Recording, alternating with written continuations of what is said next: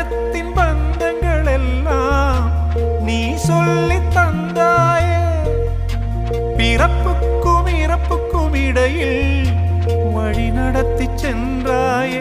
உனக்கே ஓர் தொட்டில் கட்டி நானே தாயாய் மாறிட வேண்டும். ஆராரிராரோ நான் இங்கே பாட,